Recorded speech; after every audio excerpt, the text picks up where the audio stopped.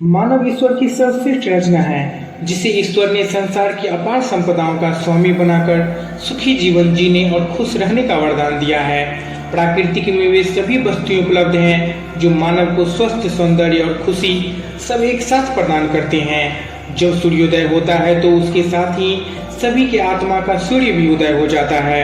सूर्योदय संसार में मानव, पशु, पक्षी सभी में नया जीवन भर देता है। संसार में आधे से ज्यादा लोगों की निराशा का कारण दूसरों से ईर्ष्या और अपने से असंतोष है। हम कभी अपने वर्तमान जीवन से खुश नहीं रहते, क्योंकि हमारे पास जो कुछ भी है उससे हम संतुष्ट नहीं होते, और जो नहीं है उसे प्राप्त करने की इच्छा में वर्तमान आनंद को खो देते हैं। मैं आपको एक कहानी सुनाता हूँ, जिसमें एक लड़का पहाड़ के शिखर पर बनी एक टूटी फूटी झोपड़ी में रहता था। सूर्यास्त के समय वह रोज झोपड़ी के द्वार पर बैठकर नीचे दूर मैदान की ओर देखता रहता।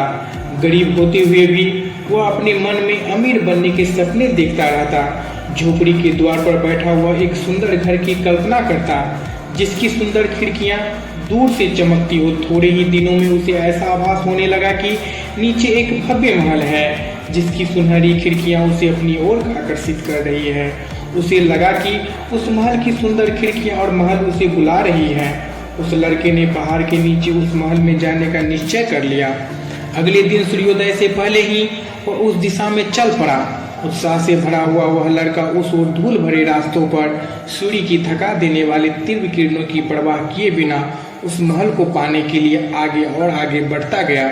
सूर्यास्त के समय तक वह पहाड़ के अंतिम छोर तक जा पहुंचा।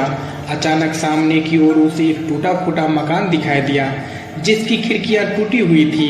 वह मकान खंडहर था। प्यास और थकान के कारण उस लड़के ने टूटे फूटे मकान की ओर पीठ करके जमीन पे बैठ गया। कुछ देर बाद जब उसका मन शांत हुआ तो पहाड़ के ऊपर देखा तो सूर्य अस्त हो रहा था। सूर्य की किरणों से उसकी छोटी सी झोपड़ी और उसकी खिड़की चमक रही थी। वैसे ही हमारे जीवन की खुशियाँ और सुख हमारे नजरियों पर डिपेंड करता है, हम किसी चीज़ को कैसे देखते हैं।